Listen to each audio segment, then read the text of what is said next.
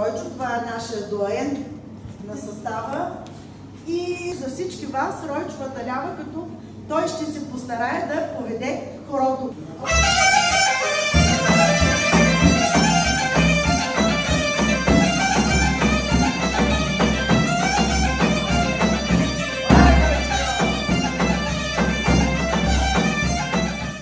На 36-та на 87-8. Аз съм родом от Дебелец, село Дебелец и Селници. 70-та година се строил къща тук. И 76-та го подготвих и се преселихме. В манастир бях живях до 15 години. Понеже в Демния работех, там по-близо жена ми оттам. И оттам направи се къща и сега се намирам в Тополи. Ами аз съм от 63-та и 4-та година не съм в състава. По-късно? По-късно нещо. 83-та и 4-та. 80? Приема, виждали пак. Защото той 79-та е създаден, пък че дойде малко по-късно. Как решихте да дойдете в състава? Бях поканен от мои там роднина, комши, приятели. Чисто и просто поканен бях и беличка. Тогава се запознам, тя беше младичка, хубава и браво да не е. До сега няма грешка. Те ни показаха вчера едно хоро лявата и викат Ройчовата лява. Вие откъде го знаете?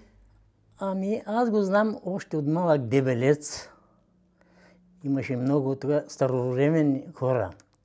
Като малък на хармана там играеха, те с хора ги играеха едно времешните хора.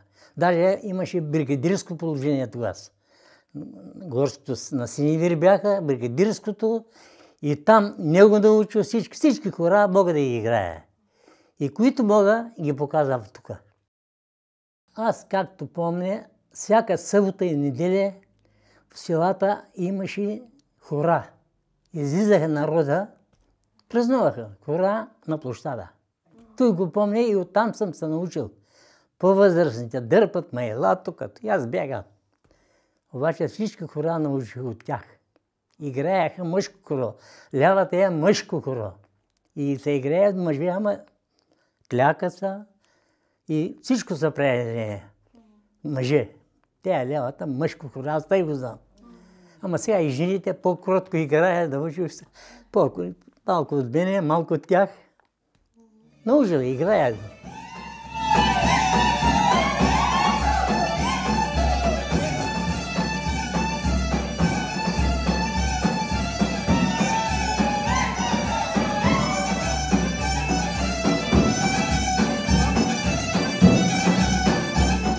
Народа ходеше, имаше работа.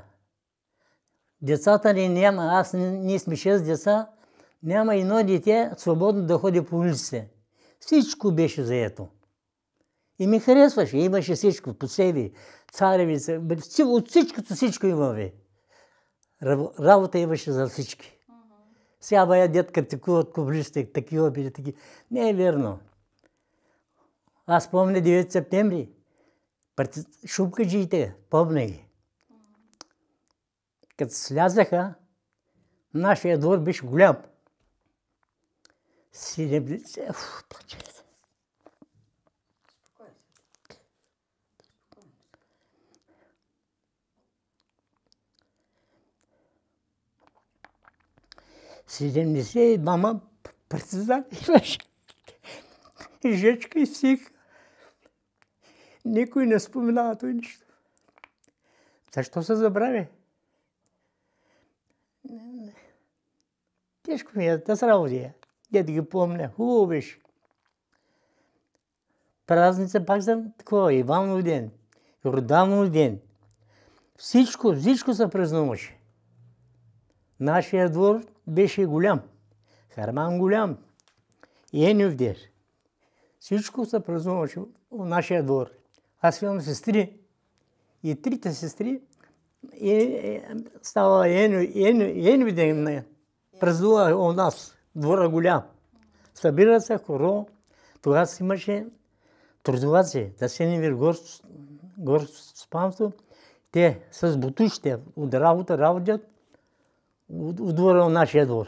Играят с бутуши. Мъжки, бригадирската. От тогава помнят как играят хората. Войници. Ама играят с бутуши, евала. Други обичаи на нас. Имаме турци, помня джемали. Джемали ходят турците из село. Празнуват и те, турците. И празниците български, Иван ден, Йордан ден, събират се по къщи. Тогава съвсем други коледари имаше. Коледуваха, да, непременно. Ти беше ли коледарен? А? Ти беше ли коледарен? Не, аз бях малък тогава. Ама ходя с тях. Ама като дойде тук? Не, като дойде, тук си ходя. Коледарите, постоянно. Където се отида, в която къща ме познава. Мене, Диян, такива руси, тия стари такова, ева да викат. Цяло село отварят. Ходехме. Това е положението. А тук имаше ли в Тополи така да се събират хората да играят на мегдана? На мегдана не знам. Обаче салона винаги беше пълен. Салона? Да, в читалището. И колко често идвахте тук? Всеки вторник репетиция имаше. И идваме, събираме се, веселим се, хапваме, пиваме. Това беше при нас. И още продължава. А вие сега водите ли пак хорото? Като се наложи, водя го. Обаче преотстъпваме ще по-младите. Научат се нека да играят те. А като чуете музиката на хорото, заиграва ли ви? Да. Ставам понякога. И мога още мога да го играя. Мога да зафана, ама не е като преди. Годините си дават такова, че има залюбляване някъде. Очите много, от очите страдам сега. И се става уши очила, ходя там градска болница, ама казва жената, възрастта е голяма. Така е, ако аз се усещам, сега виждам, ама от този зрение не съм стабилен. От зрението. От друго нямам зрение, така. Има заклащане, има. Свиря на времето на хармоника. Учил съм на хармоника имаме и на нея джигре-мигре, някъде е хорор, някъде валс стои, ама не се занимава специално. Те братята бе. В двама брати още. И да Иван свириш. А на фестивали с ансамбъла ходил ли си? На Копривщица, примерно, в чужбина? На Копривщица един-два пъти ходи, колко ходи бе. Къде ходи състава, аз веднъж съм бил там. Сега взема да изреждам Полша 2 пъти, Италия пак 2 пъти ли ходи бе. Един път ли беше, знам, ходи, Италия ходи. Имам се представа, ако италианца ни похвалиха, поканиха хората да видят българите, ако знаят как правят сватби. Много харесват българското. Чудна работа. Зато наистина българското, като българското няма, дет съм ходил, няма. Българското си е българско. Какво да се спомня, нямало нищо особено, изкривяване някъде, такива работи е нямало. Винаги честно, откровенно, всичко е било откровенно. Каквото е било, състава го знай. Няма клюкарства, няма такива работи. А сега има ли млади, където танцуват и ги учите на хора? Има интерес, ама не идват сега. Според мен не. Тя Величка ще каже, дали се събират, дали аз много идват. Ученици, по-големите учат се идват. Учат, имаш танци. Имаше момче, което ги учеше. Росен Желязко ли беше кой? Росен Драганчев се казваш, да. Тък преди мене учувам, викам, да бях поканен в училището по 2 часа. Та часовека да уча. Бях извикан. Викам, аз тогава ходил на работа, не мога. Не мога да отсъствам сега и не отидох. Имаш такива случаи.